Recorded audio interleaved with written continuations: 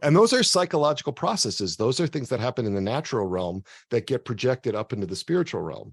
And Yeah. so I'm a big fan of using natural level means to address natural level problems and use the spiritual means to address the spiritual problems. But what I often get is what's called spiritualizing. Spiritual bypassing is a form of spiritualizing. And spiritualizing is when we elevate something in the natural realm up to the spiritual realm. So I don't know how many times I've known people that were struggling with really severe psychological symptoms that are going to pray the rosary, to resolve that.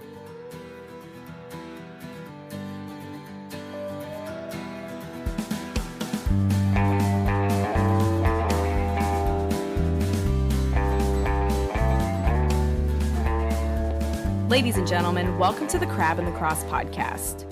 I'm your host, Mary Rose, and my guest today is Dr. Peter Malinoski. I believe this is the first time that I've had a psychologist on the show. Our conversation was fascinating. It went fairly long, which is usually the sign of a good conversation. I think it's my favorite interview that I did this season. I love exploring the relationship between mind, body, and soul. I think we're learning more and more how much the body affects the mind, how much being in a state of, for example, hunger or dehydration or exhaustion can affect one's mental state. And also the reverse of that, how much one's mental state can affect one's physical state.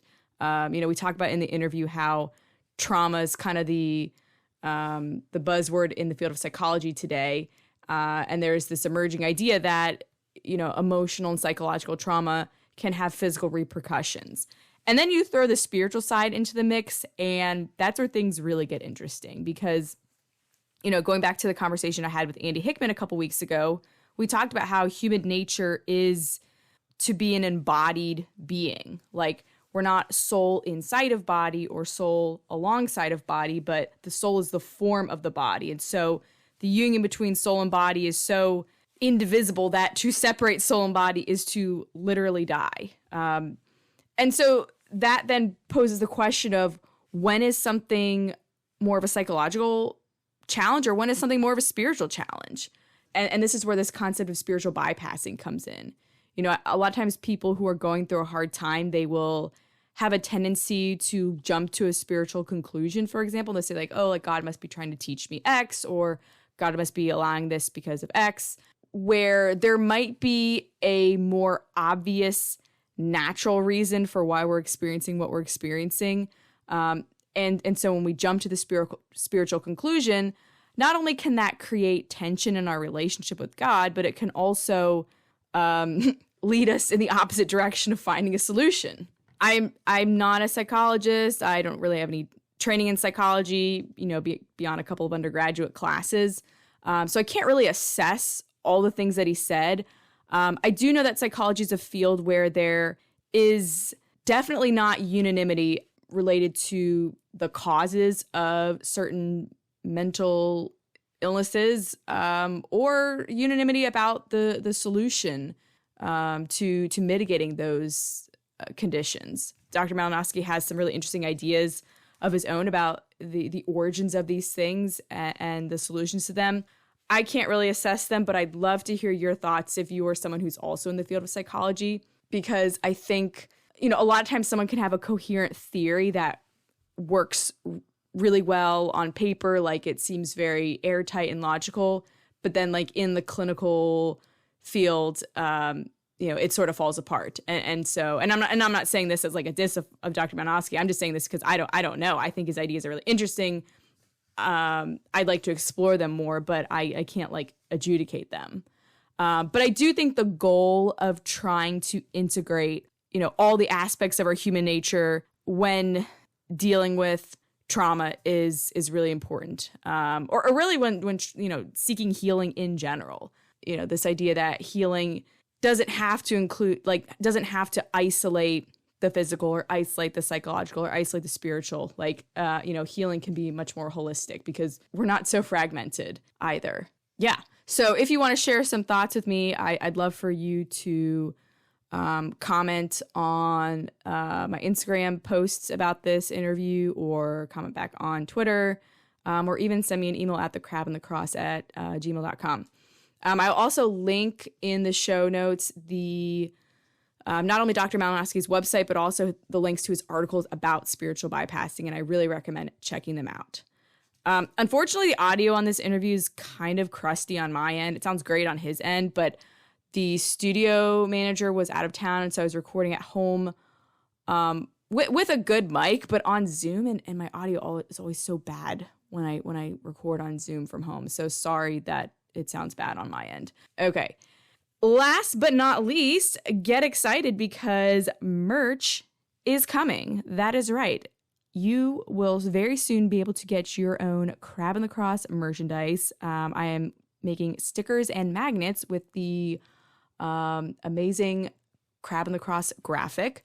So make sure you are following on the socials to hear about the merch drop first. If you become a monthly subscriber, which you can do for as little as 99 cents per month, you will guarantee yourself not only first dibs on the merch, but the merch will be free. My gift to you in exchange for your gift to me. It's quid pro quo, okay? It's all about the utilitarian relationship between, goods and services, or something. Okay, and with that, here is my conversation with Dr. Peter Malinoski.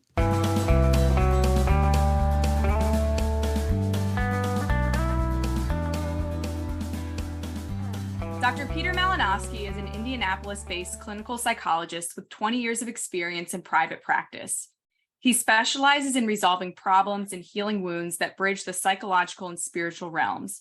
He is also the president and co-founder of Souls and Hearts, an online outreach dedicated to the integration of psychology, human formation, and the Catholic faith. He and his wife, Pam, have been married for 27 years and share 7 children, ages 10 to 25. Dr. Malinoski, thank you so much for joining me today. It is a pleasure to be with you, Mary Rose. Thank you for having me on. Absolutely. So I found out about you because somebody shared an article with me on from your Souls and Hearts website about something called spiritual bypassing. And so I want to get into that a little bit later. But first, I just want to start with your background. So how did you get your start in psychology? So, like many clinicians, I've got some wounds, and my getting into psychology was really an attempt to try to make sure that nothing traumatic happens again. Like, I really wanted to protect myself from, Right. From trauma happening again, especially spiritual trauma. Mm-hmm. And so that kind of was what led me into graduate school. And also just this desire to be able to help people via psychology, via human formation, to connect more deeply with our Lord and the 3 persons of the Trinity, and with Our Lady. And so kind of bringing together psychology and the Catholic faith was a big part of that. Yeah. Was that your initial career path desires going into college? Like, did you study psychology? No, I was a Latin American studies major. And okay. So I looked at myself at 18, and I knew that at age 22 I still wasn't going to know what I wanted to do. Yeah. And so I figured I'll major in something that I could apply to anything once I graduated. So, and it also allowed me to travel. I got to live in Mexico. I got to live in Spain. So I really enjoyed that. Okay. And in your PhD work, did you specialize in a particular area of psychology? So I started out really in my background's in clinical psychology, but the kind of training I was getting didn't convince me that therapy actually worked. And so I retreated into 2 different domains. One was behavioral medicine, where I was convinced that different kinds of psychological techniques could help with pain reduction, could help people with medical problems. So I did that, medical and rehab psych. And then I also retreated into statistics. I'm an applied statistician by training, so that if the psychology thing didn't work out, if I couldn't find a way to for it to be really effective and to integrate with the Catholic faith, that I had some way to get out. some other sort of parachute that would allow me Right. to make a living. But fortunately, it was after graduate school that I found a way to integrate all of that. So Okay. Can you explain a little bit about what behavioral medicine is? I think those terms seem contradictory. Sure. So there was, back in the 90s when I was in graduate school, there was more of an emphasis to including psychology and psychotherapy in a more holistic treatment of the human person. And so I learned things like hypnosis Oh, for, really? yeah, for chronic pain, to Wow. help people because there's a lot you can do with reducing the suffering associated with physical pain Yeah. that can really help people. So I was doing I had some interesting work in there. Worked a lot with how do you use relaxation techniques to help with chronic tension headaches. That was Oh my another God. area that I was involved in, to help with TMJ, the clenching of jaw and so forth. So it's basically about bringing in the realm of the psyche to help with physical problems, to help with medical problems. Because so oftentimes the body keeps the score, the body holds so much Yeah. that actually is psychological. And so that was an avenue for me to be able to continue to practice when I had doubts about the efficacy of psychotherapy. And then it led me into more and more understanding more about the mind body connection and more into a more holistic understanding of the human person. Okay. And so in your experience, does hypnosis and some of these behavioral techniques, do they actually work? I don't use hypnosis a lot anymore, Okay. but I found it to be, and it's been demonstrated empirically to be helpful in pain control. And so, Wow. for example, when I was on my internship, when I was in my residency out in Seattle, I would work with burn patients that would have extremely painful burns. This is in 1998. Yeah. And in Seattle, they really were on top of this opioid crisis 20 years before or more, before that before it was popular in the popular mindset. And so we were really working with people to reduce the level of opioid medication that they needed. Yeah. And so, yeah, I'm a big believer in behavioral medicine. But the thing is that we want to make sure that we're getting to the root of things. And so after I had my degree, after I was practicing, I got into more of a depth psychology, and that is more getting to the root of things. And that's where I was able to find that integration between the Catholic faith and psychology and human formation. Okay. That is really interesting. Like, I mean, I think a lot of people notice this in themselves. Like, I struggle with anxiety since I was a child, and I just naturally came up with these techniques to kind of mitigate anxiety that I later learned were things that are actually taught in therapy, things like honing in on what your senses could perceive, counting floor tiles or something like that. And there is something about pivoting the mind that works. And I think I would like to see those practices, more widely circulated. Well, I would say as long as, because sometimes we do need short-term types of things to help us to get through Yeah. the day. But I Yeah. also, as a depth psychologist, really want to get to what is the root. Anxiety is not really a psychological disorder. It's a Yeah. symptom. It's a Mhm. symptom. And so if you understand anxiety as a result or a consequence, you can follow that anxiety back to what is generating that symptom. Most of what we call psychological disorders are not psychological disorders at all.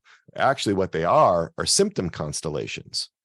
They're not the Hmm. causes, right? And so it Yeah. would be like me saying to you, you have a fever and abdominal pain disorder, if what you really had was an appendicitis, right? you know so I really think we need to be clear about what are the symptoms and what's the disorder, what's causing those symptoms.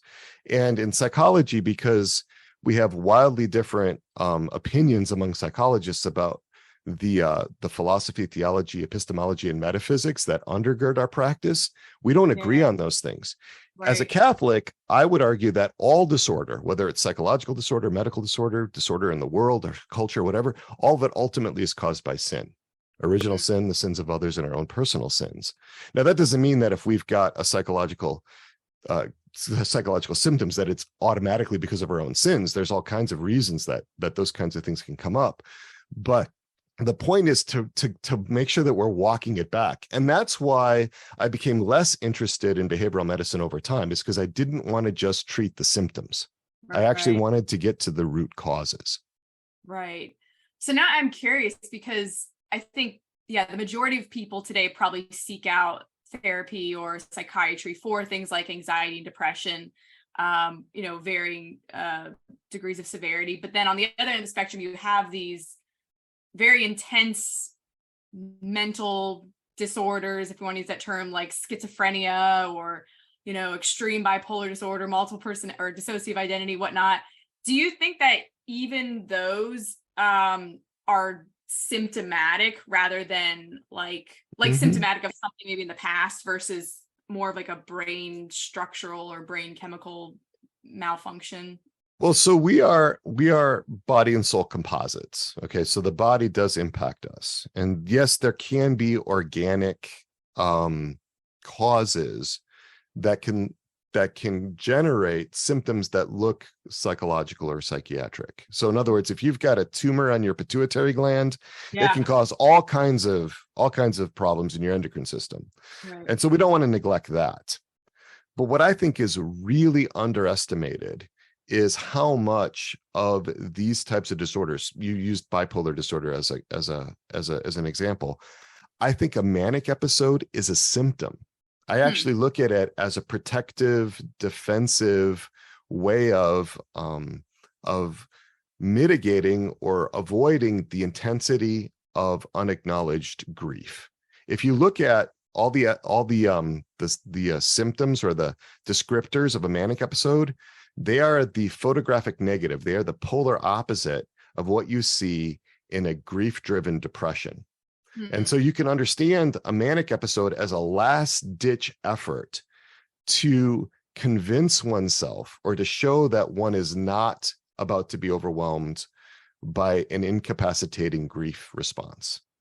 And so if you understand that, and I go into this in one of my podcast episodes on the Interior Integration for Catholics podcast, it's called The Blue and the Orange, where I contrast that and I get to what's actually happening in a manic episode.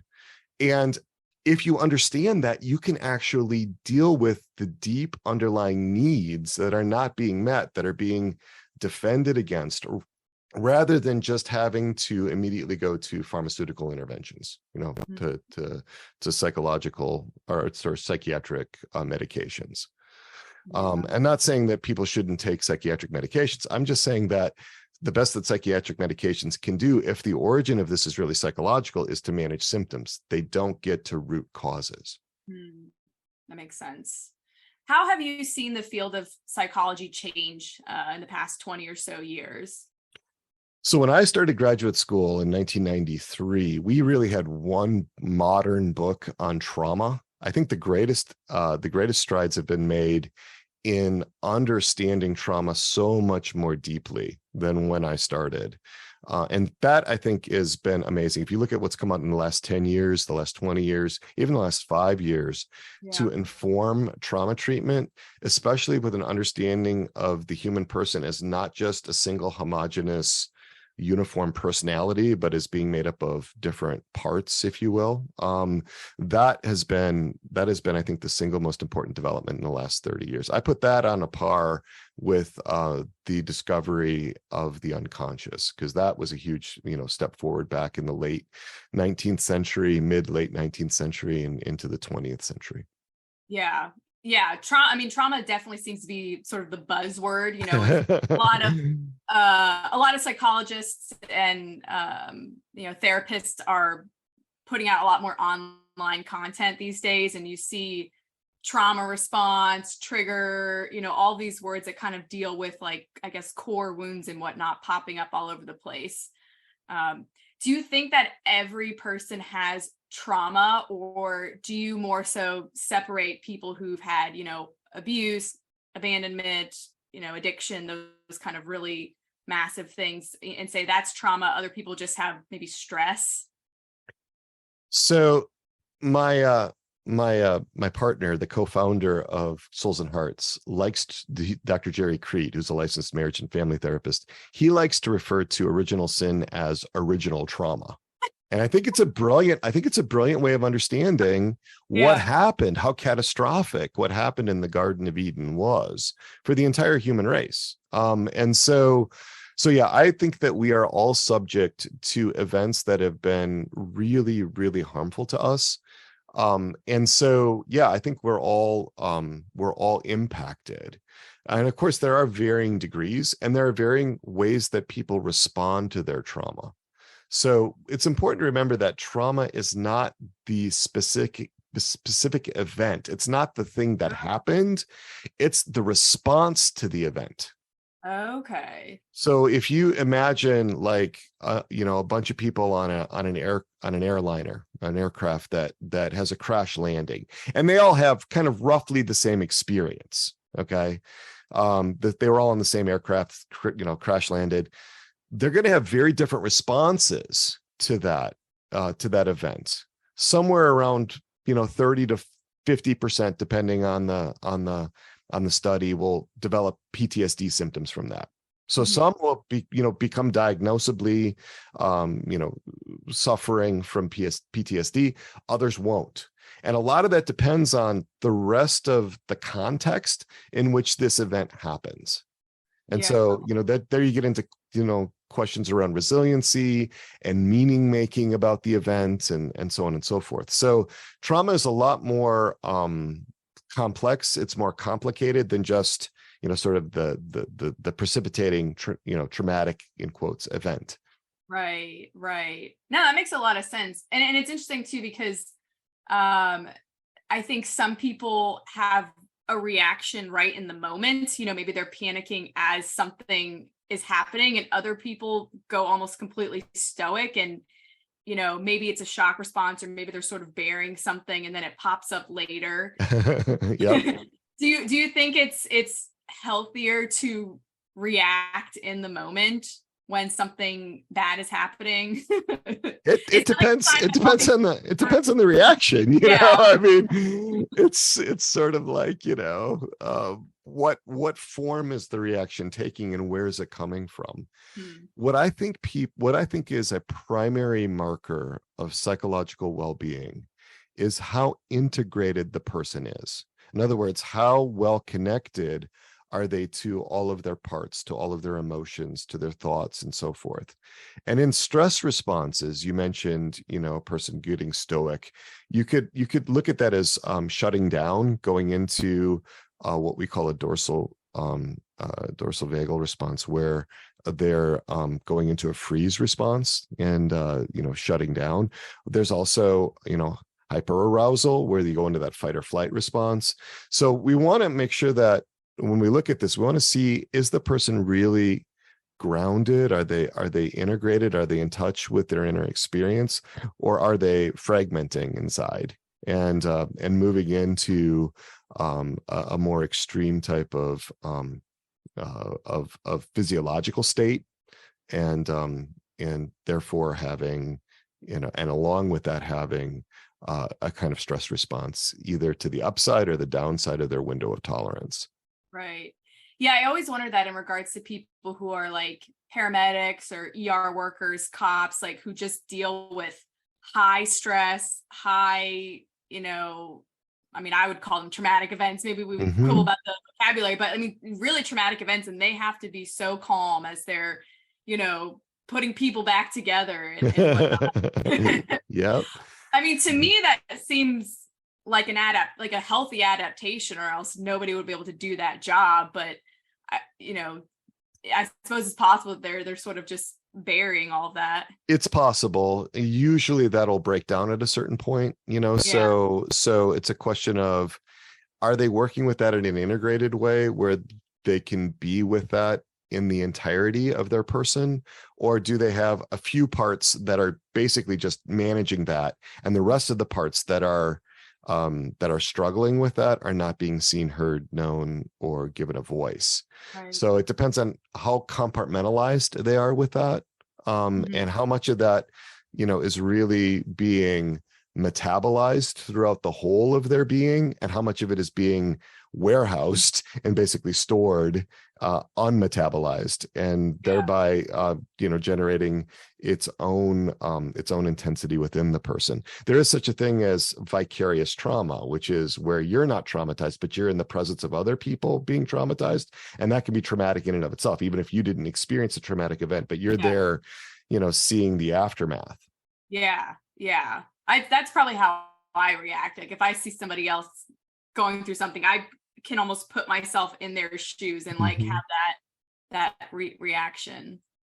Wow. Okay, this is interesting. So let's dive into a little bit of this topic that you've termed spiritual bypassing. Can you explain what you mean by that and describe that phenomenon?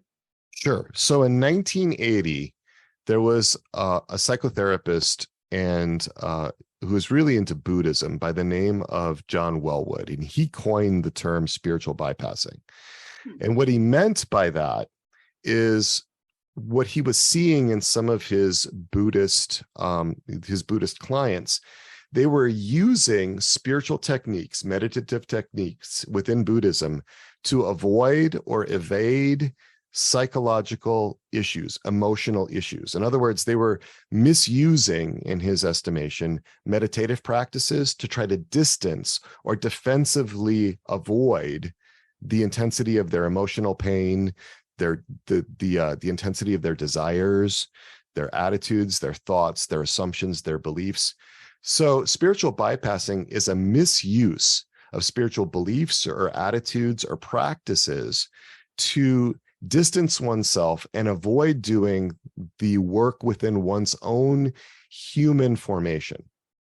It's a way to avoid psychological symptoms and to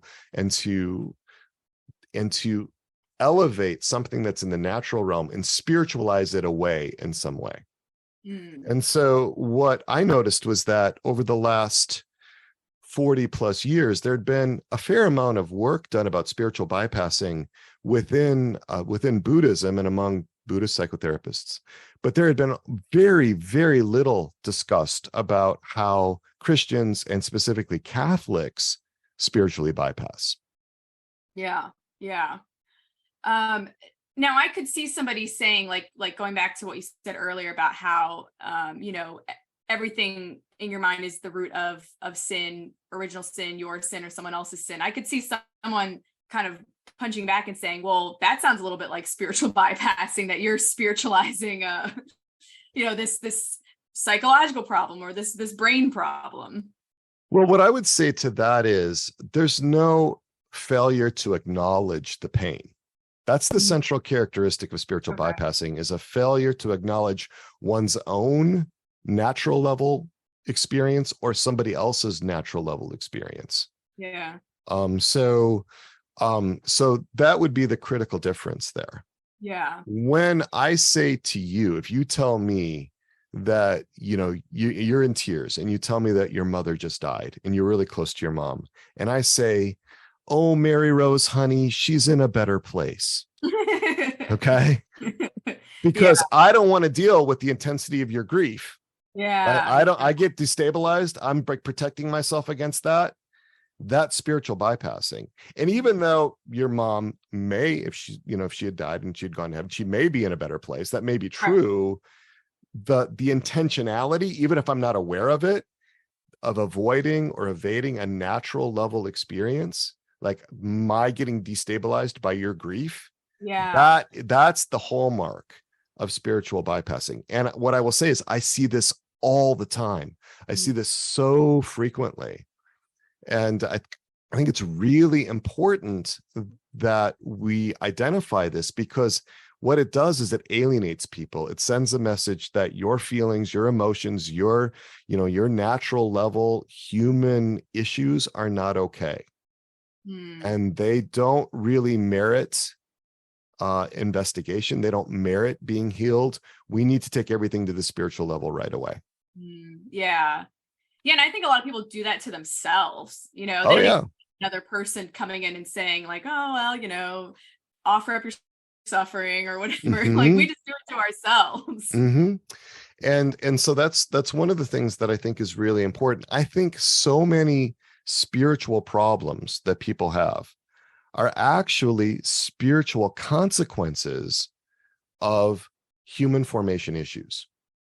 In other words, so when I saw this so early in my career, I saw folks that were really struggling to have any sense of trust in God the Father.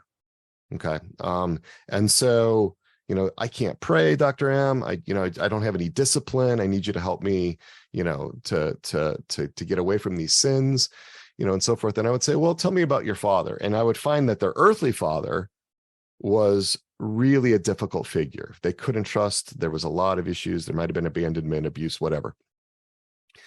So a bad experience of father was being transferred on to the relationship of God the Father. We call that a transference in psychodynamic psychotherapy. And so this issue around trust had to do with the father issues not being resolved in the natural realm and being transferred on.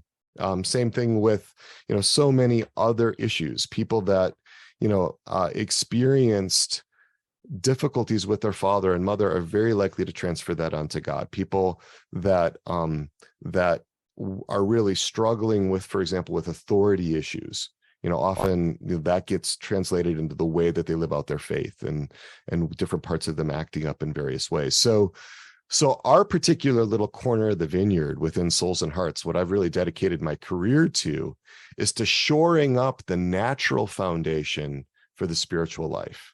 Yeah. Because grace, as St. Thomas Aquinas tells us, grace perfects nature, it doesn't destroy it.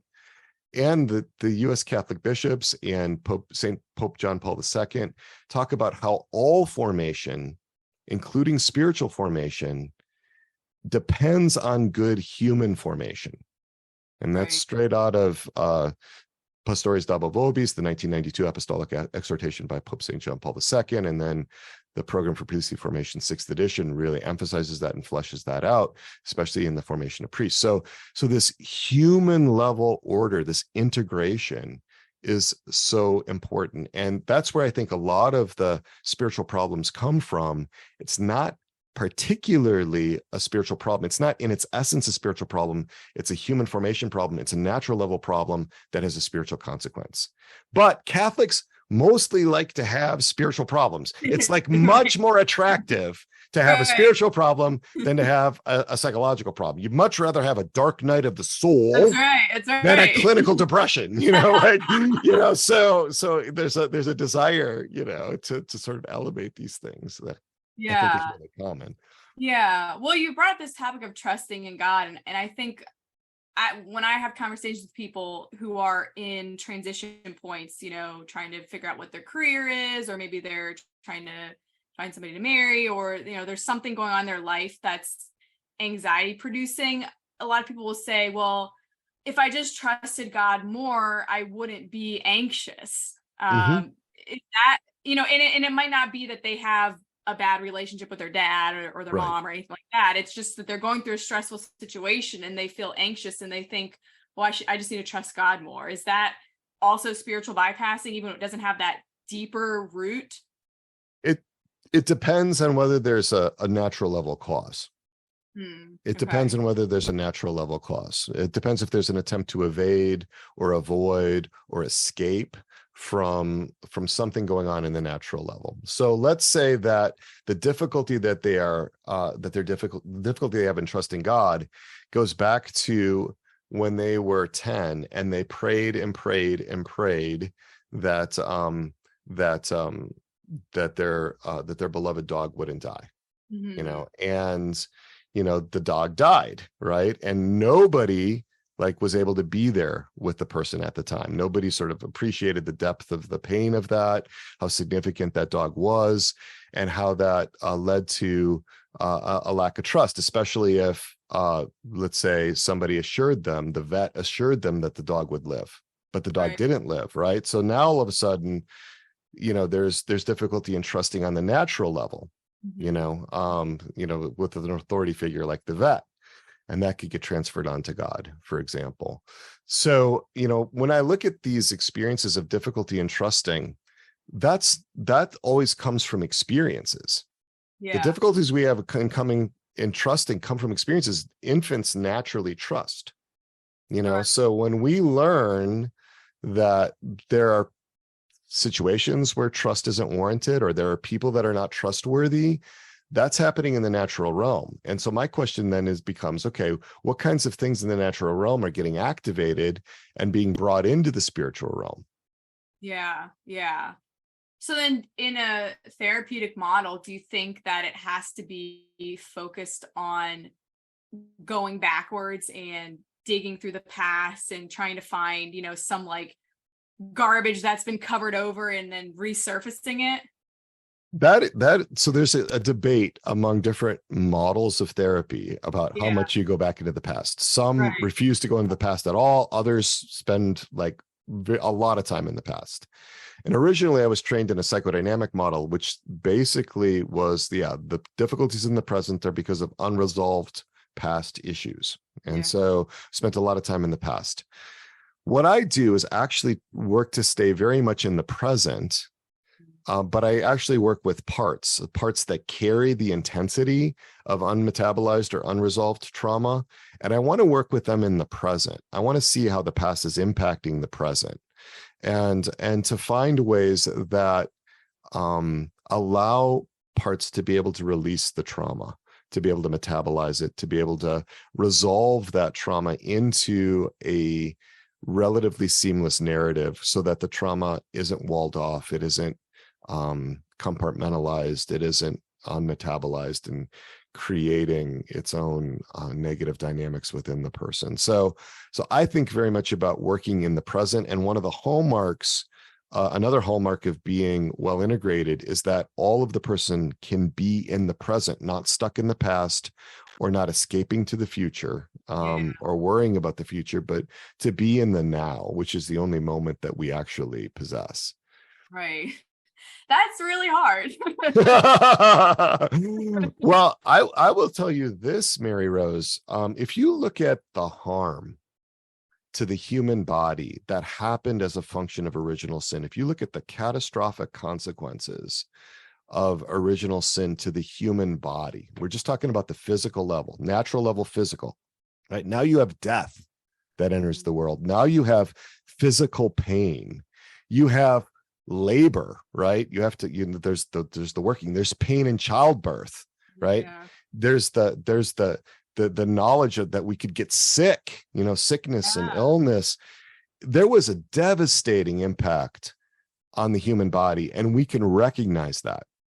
I argue by analogy that the devastation to the human psyche was just as great, if not greater, but we don't recognize it because we tend to be too habituated. We just assume that that's the way it is. Right. And so, so when I think about where we're trying to go, it's to overcome the disorder, the blindness that enters in, the fragmentation that entered in when sin entered the world. Yeah. Well, it makes sense because it's very easy to look at your body or somebody else's body and isolate the part, struggling. Like we can't see the psyche, ours or somebody else's. And so it's, we're kind of like groping in the dark, like trying to figure out which part hurts, Well, and I think in our culture, there's less of a capacity to really attune. I'd like to see so much more of a greater capacity to attune, to love somebody, to love another in a really attuned way. And that's why I'm really excited about the developments over the last 10, 20, 30 years in trauma work, because I think we can learn so much from what real seekers among trauma therapists and writers are discovering. And then we can take that And we can harmonize that with our Catholic faith to help us with all kinds of things that keep us from a deep and intimate and personal relationship with the three persons of the Trinity and Our Lady. I believe that most people who leave the church because they don't see the church meeting their deep needs for relational attachment, for connection, or their deep integrity needs. They don't see how that would happen. And those are human level needs. Right. And so they look elsewhere. I don't think it's just all, I don't think most of that is malice or it's calculated even necessarily. So many people just sort of drift away because it just doesn't feel like I'm being nourished and fed. And some of that is a lot of that's their responsibility. Seek and ye shall find, right? But I also think we can do a far better job of loving our neighbor. And that's why I'm really excited about this human formation work, because I think it really empowers us to be able to love our neighbor much more deeply. And it allows us to love God with our whole heart. It's interesting, in Luke 10:27, our Lord commands us to love the Lord thy God with thy whole heart and in thy whole soul and thy whole mind and all thy strength. He leads with the heart. He doesn't lead with the soul. He leads with the heart. Yeah. And he says the whole heart. That means every fiber of your being. That means all of you integrated, working together, in harmony, in loving God. And what I find is that if you really get to know the parts of people, if you really enter into their phenomenological worlds, if you're invited in, you will see so much conflict inside. You will see parts that have very different images of God, parts that struggle with God, parts that may hate God or angry or disappointed. You'll see parts that might really regret having married so-and-so, right? The spouse. You see parts that are angry at the children or angry at parents, but those parts aren't given a voice because it doesn't feel safe. I argue that there's as many heretical religions within us as there are unintegrated parts. And that what happens often is that there are two or three parts that are basically trying to suppress the other ones and try to keep us safe and try to keep us in God's good graces. Right. And I'm like, I want to imitate the model of Jesus. I want to be able to reach out to the parts that are the lost sheep, that are the lepers, that are the tax collectors, the outcasts within, because those are the parts that carry the trauma. It's those parts that have been condemned as prostitutes or have been condemned as evil, as being possessed, even though there's no demonic possession usually. I want to be able to reach out to those parts within a person, because when those parts can be included, when they can be brought to the table, then we can have what Thomas Aquinas describes as that internal unity or that interior integration that he says is absolutely essential to loving our neighbor. He says we cannot love our neighbor more than we love ourselves, and that the way that we love ourselves is the model, the template for how we're going to love other people. So anything we won't tolerate within ourselves, we will not tolerate within other people very well, because once it starts to come up in another person, it'll begin to resonate with the parts of us that hold that same thing. And if we can't tolerate that, then we're going to shut it down in the other person, which is why we spiritually bypass, which is why we use defensive maneuvers to try to keep ourselves safe. That's the reason behind spiritual bypassing, is because it tries to keep us safe. It tries to keep us from being destabilized. It tries to keep us from being overwhelmed. It tries to keep us from being, destabilized.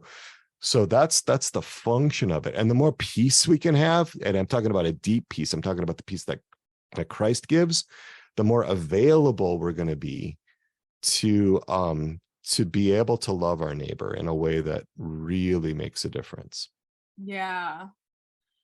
I mean, I think a lot of people don't feel like it's like they're allowed to express certain sentiments to God. Like if somebody feels deeply disappointed in God because they thought they prayed for something and they didn't get it, or they expected God to provide in a scenario, and they felt like they were just left hanging to dry. Like I don't think people feel like they're allowed to complain to God and say, God, right, you hurt me, because right. that sounds like blasphemy.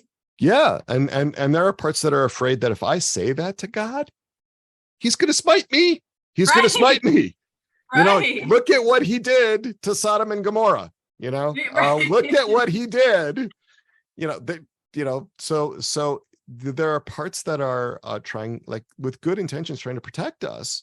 Yeah. But the issue is, how are they going about it? What are the means being used? I will sometimes use this. I will sometimes use this analogy to imagine a 3-year-old child who was kidnapped, right, and taken away for 15 years, and raised, let's say 13 years, all right, and raised by his captors. And the captors told him that his parents didn't love him.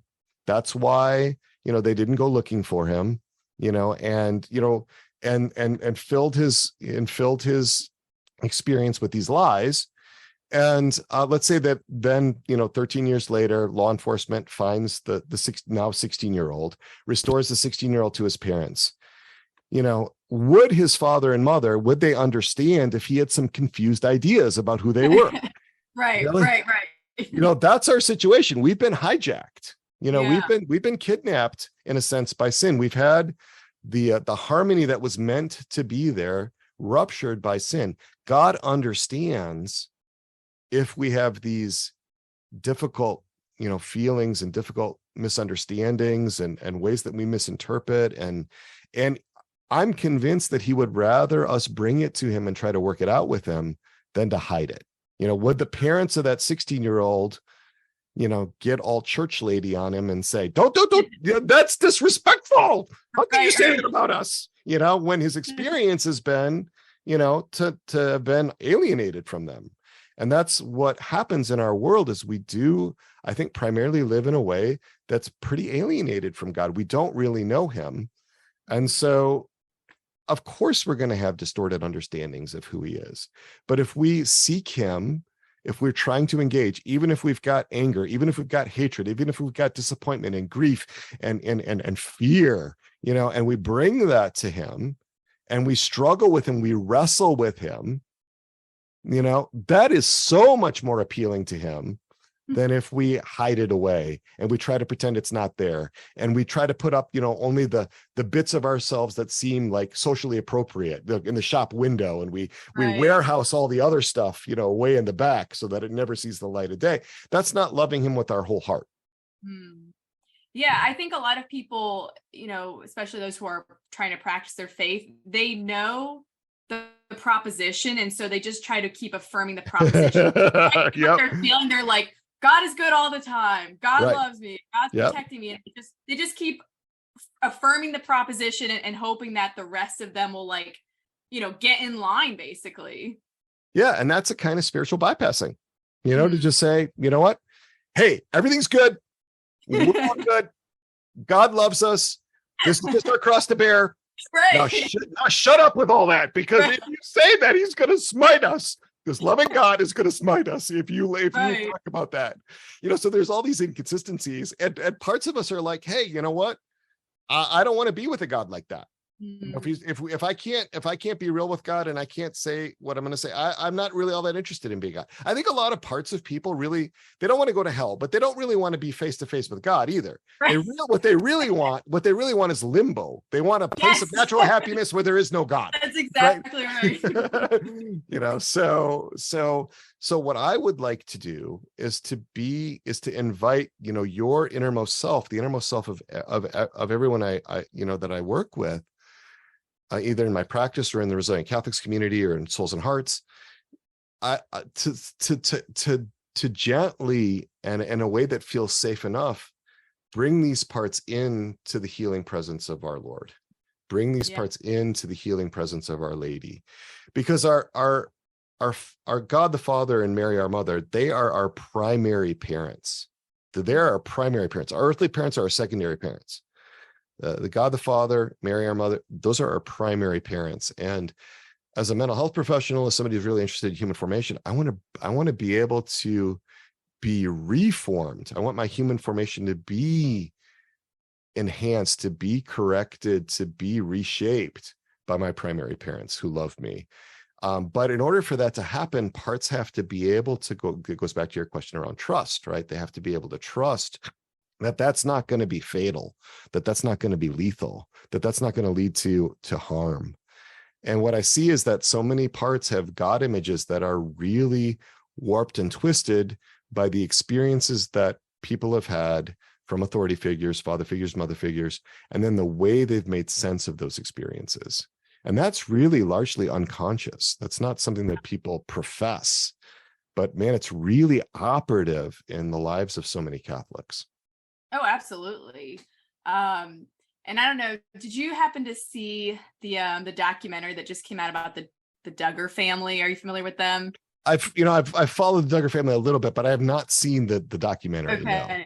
Well, it's very interesting because it kind of exposes there's like a deeper, like more prolific ideology that they were followers of. And there was this guy, his name is Bill Gothard. He's like the head of this Institute of Biblical Living or something. And he had like parenting books and all these sorts of things. And they described this one practice that they would do with their infants where I think they called it like the blanket game or something like that, where they take like a 6-month-old, they let the kid pick out a toy that they like, they put him on the blanket, they put the toy off the blanket, and every time the child reaches for the toy, they hit the kid to teach it obedience, because you're supposed to be obedient to God and your parents. And you just think like that like how much kind of spiritual trauma is happening at such a young age where it's completely fear-based, you know?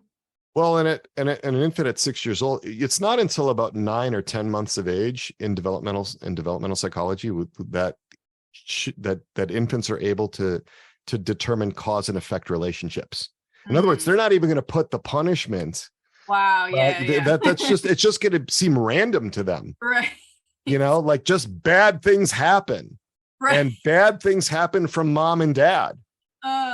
That's like going to be the primary message, I would think. So, yeah. And then if it's framed as, yeah, and this is what God wants, this is actually, these are the representatives of God, these are his people, then, for those kids to grow up with parts that say, you know what, I don't think I want anything to do with that God. I certainly don't want to spend forever with him, looking at him face to face.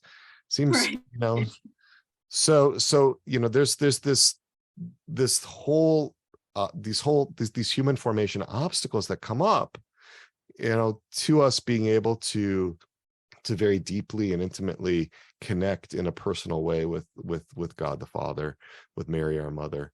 And so yeah, what we're doing at Souls and Hearts, for example, is all about overcoming those natural level obstacles. Yeah. Really deliberately allowing ourselves to be reshaped at the natural level. So right.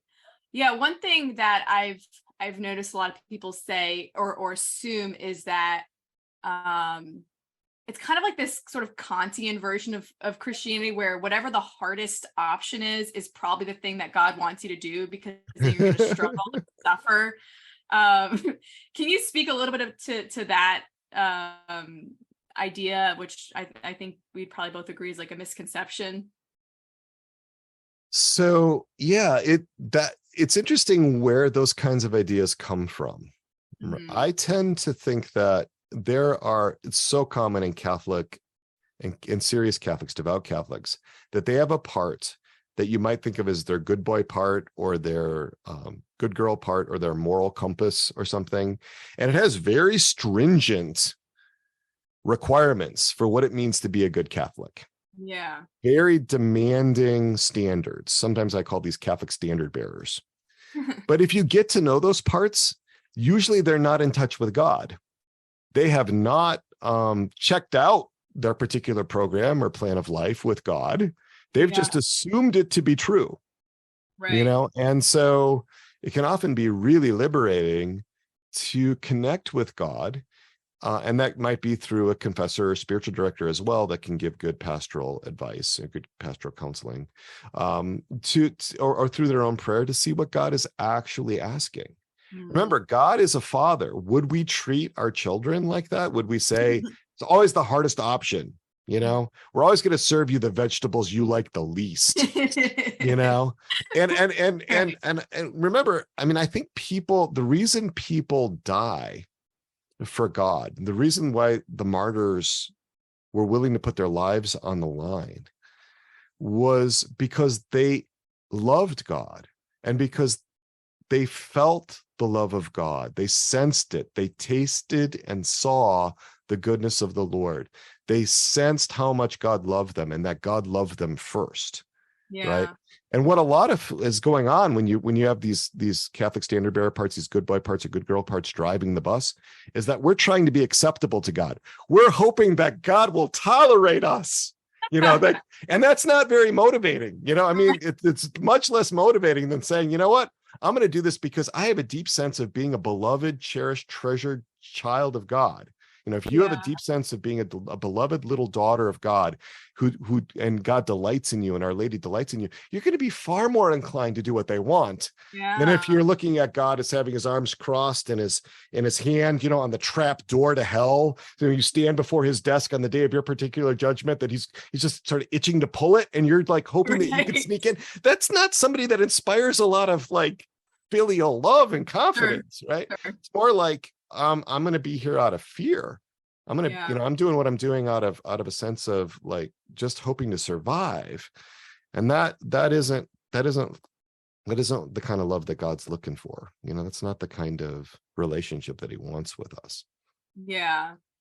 And I think with like, people, you notionally are aware that you ought to follow the will of God. And so some people kind of bypass discernment by, just choosing the hardest option. But I think other people, and I know I've fallen into this, is that you try to like wait for a sign, and you hope that you get some like very tangible, concrete sign. Do you think that's another spiritual bypassing tactic that a lot of Catholics fall into? It can be. It certainly can be. There are times where, our moral compass parts or our Catholic standard bearers or good boys or good girls will hijack discernment and get all mystical, and say, yes.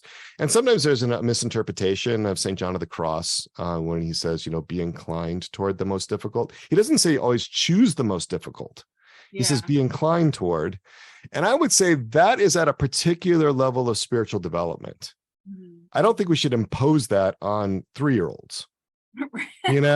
So I think we have to be humble about where we are in the spiritual journey. This is where a good spiritual director can be really helpful. This is where, a good confessor can be really helpful. Because then, there's a way that you're getting that from somebody else who knows you and who has special graces of state to be able to help direct and guide you when there are decisions to be made. So I'm a big fan of spiritual direction, I'm a big fan of confession.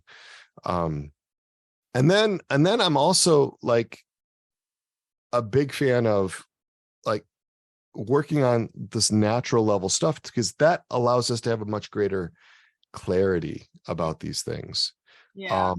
I sometimes find people and they're really at the level of playing with Tinker Toys and Lincoln Logs in the spiritual life. This is sort of my estimation. And they're sort of like, does God want me to play with the Tinker Toys right now? Or does God want me to play with the Lincoln Logs? Which one should I play with? Oh no, there's Legos. Should I play with those? What does God want me to do? And they get very wound around the axle about things that I'm not sure God's that worried about, And he's like, how about you play? Can we play together? Right. Would you like to play with the Lincoln Logs together? I'll play Lincoln Logs with you. I'll play with the Legos, so I think what's happened is that, again, we lack that confidence that God actually loves us. And so I think a lot of the work in the spiritual life, now I'm speaking outside my lane here. Okay. But this is my expectation. A lot of the spiritual work is around, can I tolerate being loved by God? Can I receive the love of God first? I see so many people, they are really trying to love God. They're really trying to love their neighbor. And they're doing it in these sort of distorted ways, because they've not really experienced the love of God. You can't generate love on your own. You can only reflect and pass on love that you've received. And so what I'm working with so many people is, can you be open to the love of God? Can you allow the love of God to permeate your entire being so that your entire being can reflect that love back to God and to your neighbor? Or are there going to be no-go zones where, like, nope, God, you're not allowed there. You're not allowed to see that part, because if you saw that part would offend you. And, then we'd be in a bad place. Can we bring all of our being into relationship with God? Yeah. I think there's a lot of people who fear that if they, kind of going back to like the Lincoln Logs, Tinker Toys example, if they choose the wrong thing, that they fall out of favor with God, and not even choose the wrong thing of like choose a sin, which I mean, right. But like if they go to the wrong college, or, right. pick the wrong career, or, marry the wrong, quote unquote, wrong person. Wrong vocation, right? Wrong vocation. Yeah. This is a huge thing. And one of the most comforting things, and I can't remember who quoted this, but was basically that God knew before the beginning of time every decision you would ever make. And he's got a plan for every decision you ever make. We really need to believe in Romans 8:28. All things work together for good for those who love the Lord, who are called according to his decree. All things, including your mistakes, including your sins. And this quote was something like, God rewrites the symphony to accommodate your off notes. He rewrites the symphony to make it even better than it would have been, with your off notes. And so, this, if we can really hold on to that with the confidence of little children, then that's all good. Then it becomes all like a kind of play. Like God's going to make up, like there's no way that we can derail the universe. But there's so many people that believe that there are only off roads on the highway to heaven, or off ramps on the highway to heaven. There's no on ramps. There's only off ramps. And I just think it's so much more robust than that. I think it's just the relationship is just so much robust. And I sometimes will work with these God images, and I'll say, let's imagine that God is a Burger King manager. All right. And you work at the Burger King. Let's say that, he's not your heavenly father. He's your employer, and you are working really hard to do a good job on the fryer, and you really want to serve the customers well.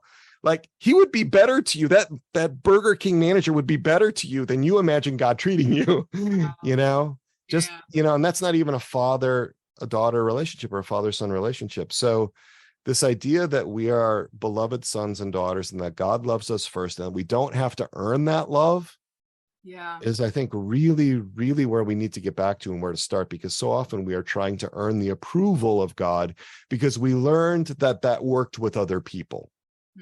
That worked with our parents, that worked with teachers, that worked with coaches, that worked with our scout leader, whatever, and so it's a different, we anthropomorphize God. We cast God in the image and likeness of men and women that we've known, and it doesn't actually generalize very well. Right. That's so true. And those are psychological processes. Those are things that happen in the natural realm that get projected up into the spiritual realm. And so, I'm a big fan of using natural level means to address natural level problems, and use the spiritual means to address the spiritual problems. But what I often get is what's called spiritualizing. Spiritual bypassing is a form of spiritualizing. And spiritualizing is when we elevate something in the natural realm up to the spiritual realm.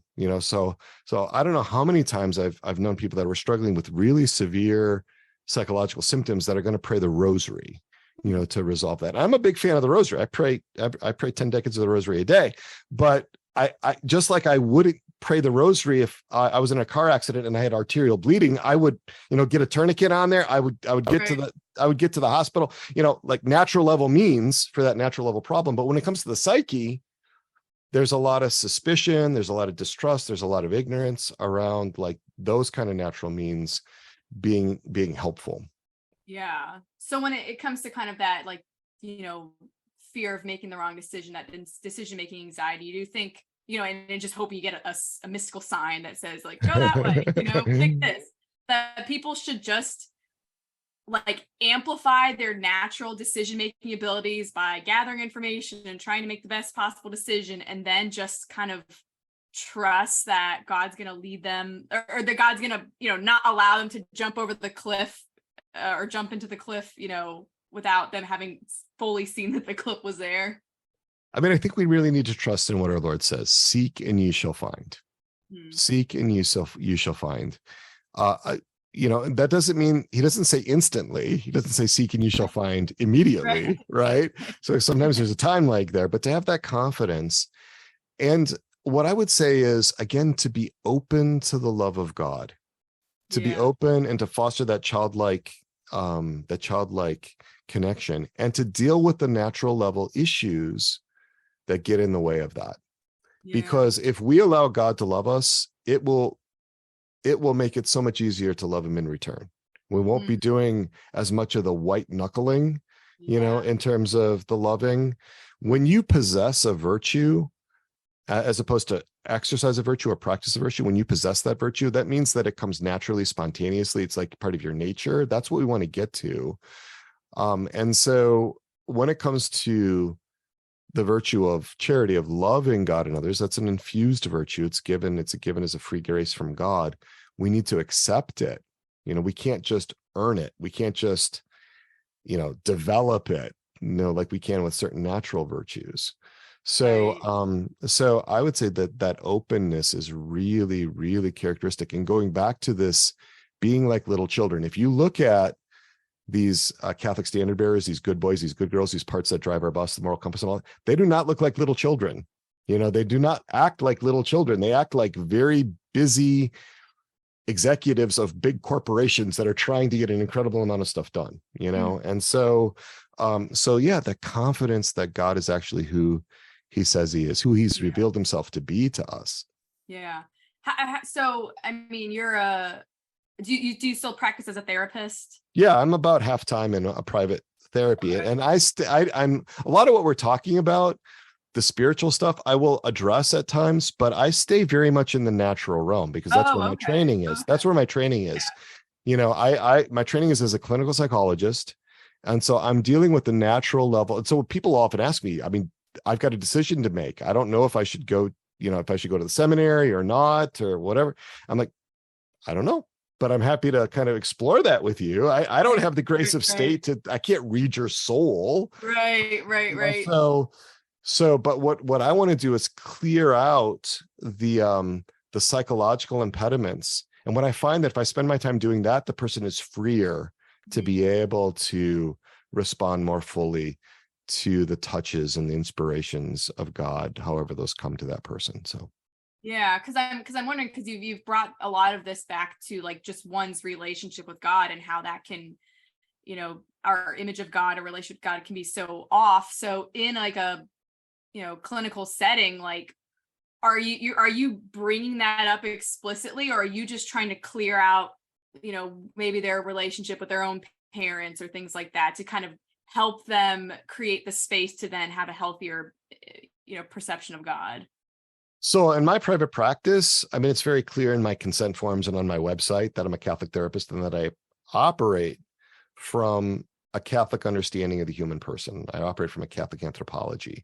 Yeah. And so I bring that in there, but I'm very careful not to take on the role of a spiritual director or something like that, because I don't have those graces. That's not my role. And so I see myself as a clinical psychologist, but every practice of clinical psychology is informed by philosophy, theology, epistemology, and metaphysics, right? Yeah. Those disciplines create the starting points for the practice of psychology. For example, if you go and you see a feminist psychotherapist, you can expect that the way that feminist psychotherapist practices psychotherapy is going to be informed by a feminist worldview, right? They're pretty clear about that. They're actually among the best at articulating what are the underlying principles that undergird the therapy, that inform the therapy. And so I do that as a matter of informed consent, and almost everybody that comes to me is seeking that, and so I do that. But again, I limit myself.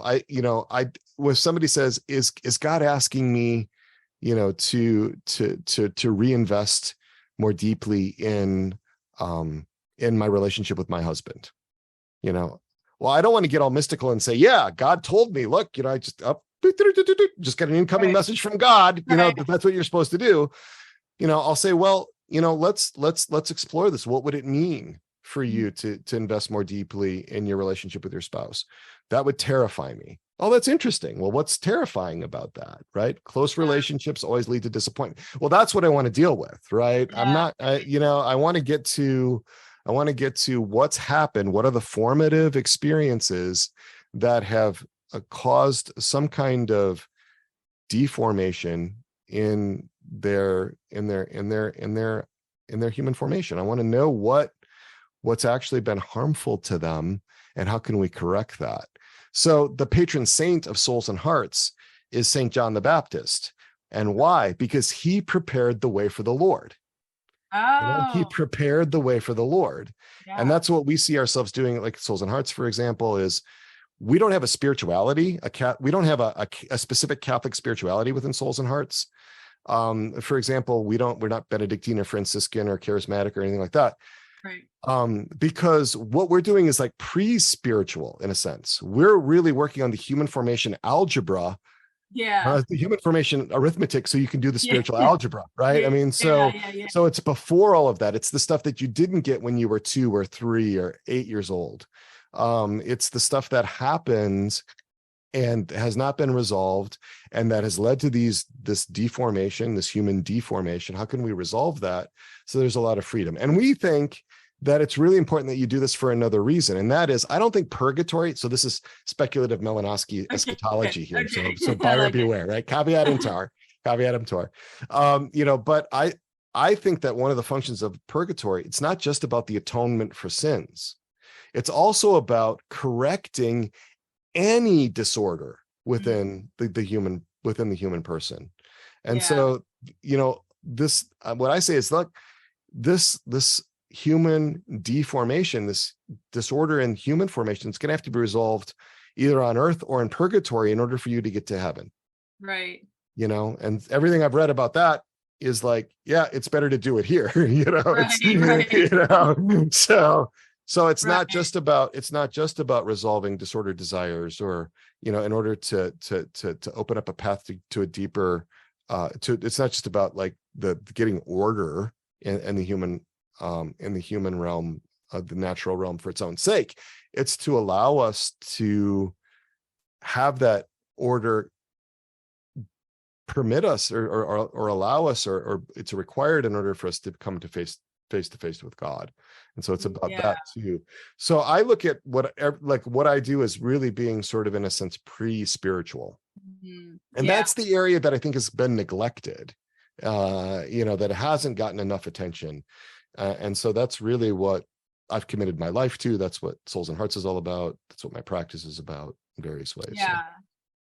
Yeah, no, for sure. Do you have any experience? Like, have you ever given any seminars or anything like that to seminarians or to priests to kind of give them some of these guiding principles in their own practice as pastors? Yeah, lots of it over the last 20 years. Yeah. And we have a number of priests and religious that are members of the Resilient Catholics community.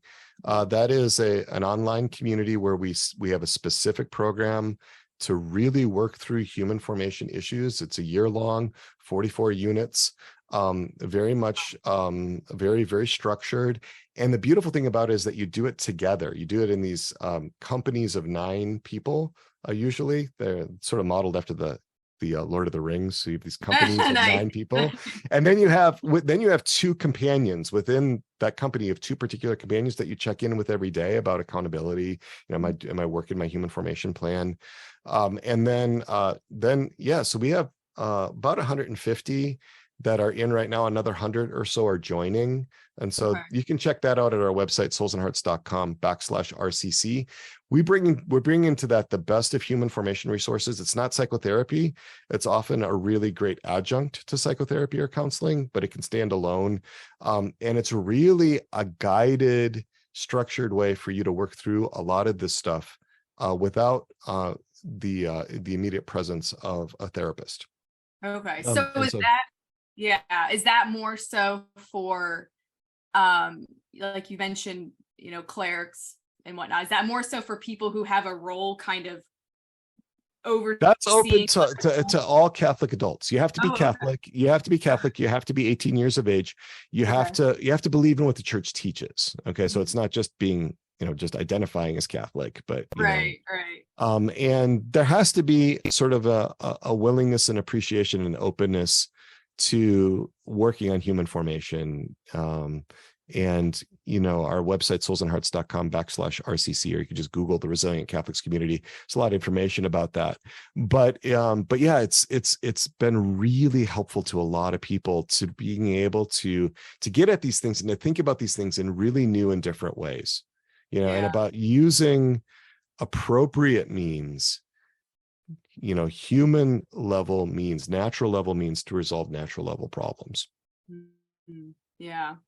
So I have one more question for you, and then I'll let you just speak a little bit more about Hearts and Souls, because I think it's a great resource. I'm not sure if you have much familiarity with this, but there's some different kind of spiritual healing movements, things like, I don't know if you're familiar with Unbound.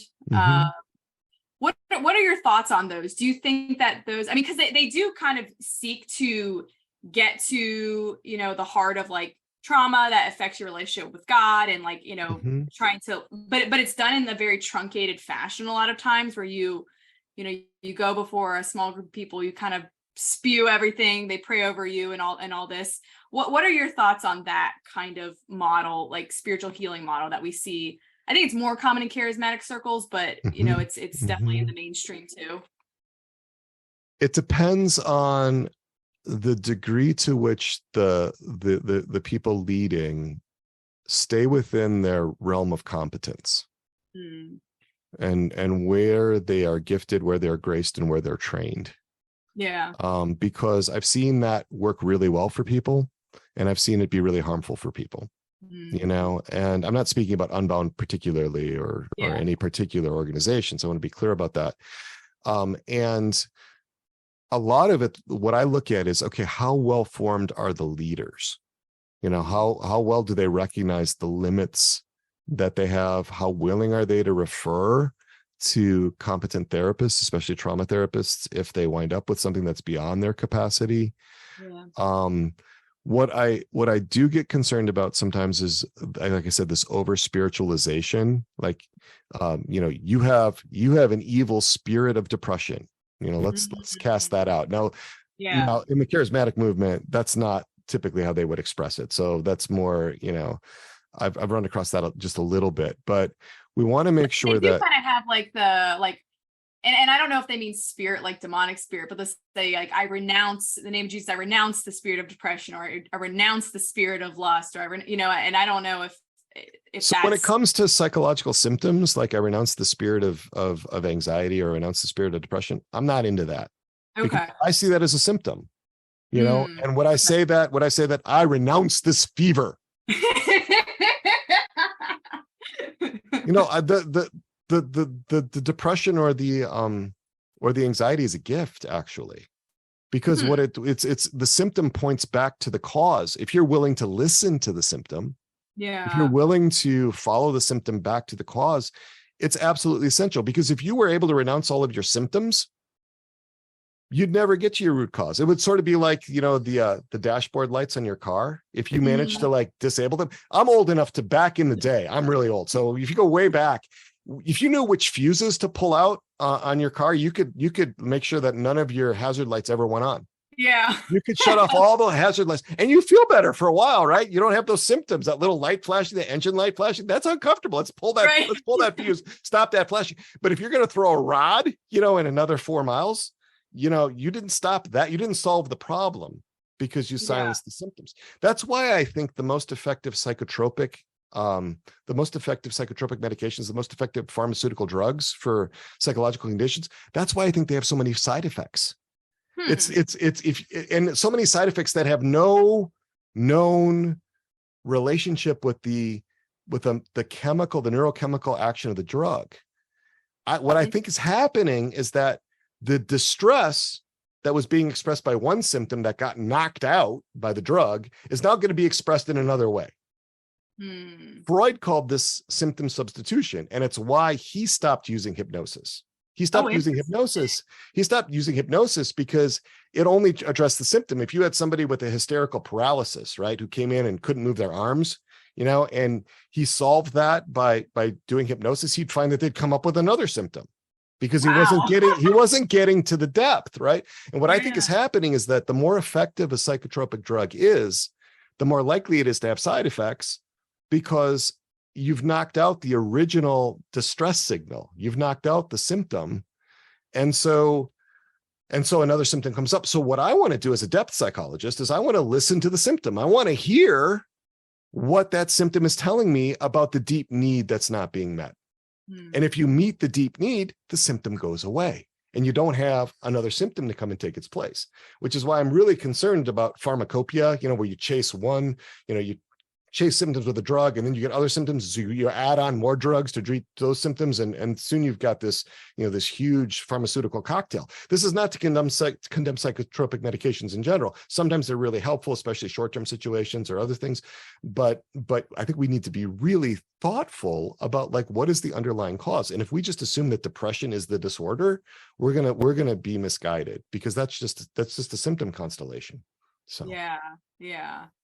Wow. Well, I've learned so much from this conversation. I definitely want to have you back to talk more about these things. But I'll close by just letting you share a little bit about Hearts and Souls and the inspiration behind that, and just some of the services that you guys offer. Well, I really appreciate that. Thank you, Mary Rose. So Souls and Hearts, and our website is at soulsandhearts.com. We just all run together, soulsandhearts.com. That is our online outreach to bring the best of human formation resources to the web. And we have podcasts like my Interior Integration for Catholics podcast. We have the weekly reflections. If you go to soulsandhearts.com/blog, if you go back to February of 2023, you'll see those the spiritual bypassing articles. We write a pretty substantial article every week. You can sign up for those if you'd like to get them in your email inbox every Wednesday. So we do a lot of free stuff like that. We have courses. We have shows that we've done, but we also have communities. And I mentioned the Resilient Catholics community. This is where we do a lot of really concentrated human formation work.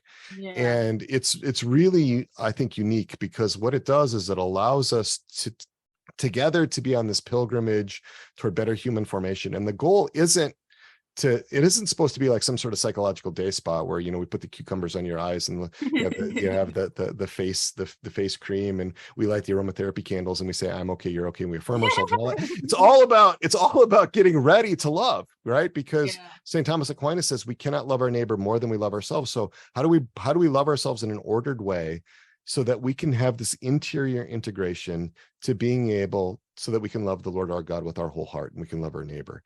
That's what it's really all about. It's about helping you along the road to heaven, and to a deep, intimate, and personal relationship with God, our Father, Mary, our Mother, and Jesus, and the Holy Spirit. And so that's what that's all about. And how we do that is really experiential. It's not about just head learning. It's really about the heart, right? So we are souls and hearts. We're not just about the salvation of souls. We're about the salvation of hearts. And if you go to scripture and you look up heart, the heart is mentioned over 1,000 times, much more frequently than the soul.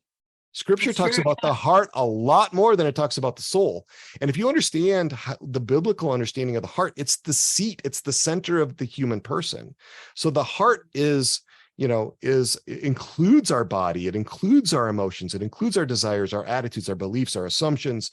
It includes all of this messiness, within us, if you will. And so I think about this in terms of the salvation of hearts.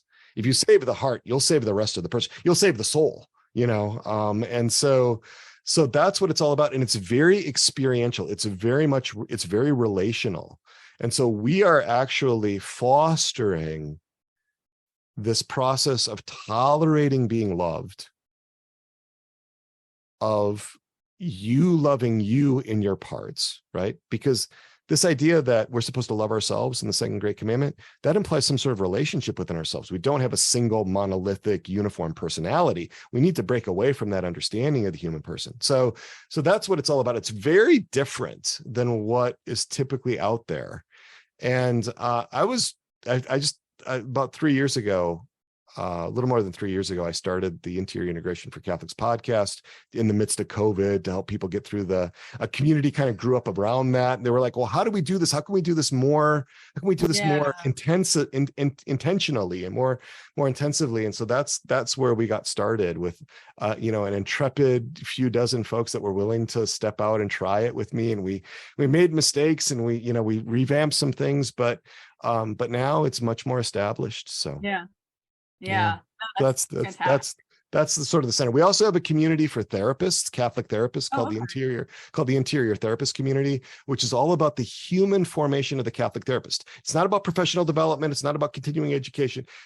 It's about Catholic therapists getting what they need at the human level, because what I saw doing a lot of supervision is that the primary things that led to therapeutic impasses, that led to therapy stalling out, where the therapist was uncomfortable, destabilized, anxious, worried, whatever, had to do with what was coming up within the therapist's own system. It wasn't about the client, it was about the therapist and the therapist's limitations. And that's what I wanted to be able to address. And that's what we deal with in the interior therapist community. So those are the two big communities we have in Souls and Hearts. But we also have a resource page, which is at soulsandhearts.com/capital T, capital O, capital C, which stands for TOC, or you can go to the resources page off of our homepage. And that lists all of our resources, or almost all of our resources, in alphabetical order. Everything from addictions to something that begins with W or whatever. So you can check that out. That's a really handy reference point for folks that would like to learn more about human formation resources grounded in the perennial truths of our faith. So cool. Awesome. And I'll link as much as I can in the show notes for people to just click and not have to take out a pen and paper to Yeah. Wonderful. Well, that's awesome. And I'm glad that there are people like you out there doing this, because I think like therapy, there's so many tiers to it, right? Because like for some people, therapy, a private therapist can be a little bit inaccessible, financially. And so to have kind of at least some initial things there, some articles that can help them, like you said, start building that relationship with themselves. We can kind of understand themselves a little bit more. As much as that can be widely available, I think is a great thing. And if people want to get in touch with me, I have for those so you should do this. You should go at least listen to one of my podcast episodes, or read one of my weekly reflections, or do something in Souls and Hearts. But I hold my conversation hours every Tuesday and Thursday from 4:30 p.m. to 5:30 p.m. Eastern time. You can call me on my cell phone, which is 317-567-9594. And have a private conversation for about 10 minutes, up to 10 minutes. Oh, wow. And that is not, I want to be clear, that's not about clinical consultation. You can't give me your entire history and expect me to, to consult with you clinically. But if there's a theme that you want to talk about, if you want to talk about spiritual bypassing, or you want to talk about God images, or you want to talk about what's the difference between Catholic therapy and what we do in, in the RCC and the Resilient Catholics community, or whatever, you're welcome to call me. It's 317-567-9594. And I might not answer right away because I'm on another call, but leave me a message or something. And I do call people back because I like to be in touch with people about what they need and so forth. So I love that. That's awesome. And the other thing is, for the things that we charge, like the communities and so forth in Souls and Hearts, we never turn anybody away because of financial need. We always make it happen with scholarships or with the write-offs or something like that. So we don't want the fees to be the tail that wagged the dog. If you're interested in something that we offer, one of our courses or one of our communities, let us know, and we can work out the money aspect of it as well. So that's great. And can people make donations as well? We're not really set up to do donations. Oh, okay. Once in a while people do, and we'll do that. Legal, yeah. Well, I mean, we're not a nonprofit, actually. We're because I don't think of Souls and Hearts as a ministry within the church. Why? Because we're dealing with human formation, right? Remember, it's pre-spiritual. right? We're doing it's not the algebra, it's the arithmetic that we're doing. Right. And so, and we support ourselves primarily through the people that receive our services and value them, so they're the ones that float the whole boat. They're the ones that keep the lights on and allow us to be able to do a lot of free content because they're really committed to it. So we don't have any big pocket donors. We're not church sponsored per se. We're really doing is we're trying to carry out what Gaudium et Spes, the Vatican II document, says, of providing, a kind of psychology, a kind of human formation resource that can be to the benefit of the church. And we see that as a viable sort of business model. And so we don't want it just to be considered sort of a ministry or something like that. I actually think that all psychology should be Catholic psychology. Like we just shouldn't have some little ghetto over here where a few Catholic psychologists can get along. I mean, I think the underlying epistemology, philosophy, theology, and metaphysics, that's been revealed to us in the church. It's been revealed to us, and so. So we've been pretty diligent about not being sort of lumped in with the rest of sort of the ministries, as good a work as they do, because we're distinctive in the human formation focus that we have. So right, which actually, I mean, that kind of does tie back to the over spiritualization, because I think there is that sort of pre-evangelization in a sense that needs to be done, where you don't just go up to a stranger and be like, would you like to accept Jesus Christ as your Lord? And if you look at, so I'm trying to remember who wrote Sherry Waddell, Forming Intentional Disciples. Yes. She has that pre-evangelization stage, and what does she talk about? What are you focused on in that stage? You're focused on trust. You're focused on building a relationship, because otherwise you're not going to be credible. Otherwise, why should they listen to you? And I take that pre-evangelization inside, to working with ourselves, to loving ourselves, to building that trust, which is why I don't always start with Jesus. I'm different than, say, Bob Schutz, for example, who will bring in a lot of spiritual material a lot earlier than I will, because I want to reach out to the parts that maybe are really angry at God, or that if you bring God in, they're gone. That if you bring God in, other parts will herd them in to the little parts dungeon daycare where they can't cause any trouble, right? While other parts are being very proper with God, and having tea or whatever, and I'm like, no, this, I want to be, and if there is really love between your innermost self and your parts, if you really are loving yourself, that's coming from God, but it's coming through you. You're mediating the love of God. You're being the conduit of the love of God to your parts. So that's one of the things that distinguishes what we do from what the really good work. And I have a lot of admiration for Bob Schutz and the John Paul II Healing Institute. I support their work, but we've got a different focus, and we're also really caring for those parts, and we're assuming they exist, that are alienated from God and won't immediately move toward Jesus if he's invited in. They want to feel the love of Jesus through a person that they trust. And that could be your innermost self, or it could be somebody else. So that's that pre-evangelization that you brought up, which is, I think, inspired. I'm so glad you brought that up, Mary Rose, and that we got to address that question, because I think it's really critical to what we offer. So beautiful. Great. Well, again, thank you so much. I'm really excited to share this, and I wish you all the best with your work and your podcast and all the great resources that you provide. It's been a pleasure. This has been a fascinating conversation. Really enjoyed engaging with you, and I really hope this has been helpful to all of you, the listeners. So don't hesitate to reach out, check us out, and and God bless you all. And thanks for listening. All right. Thank you.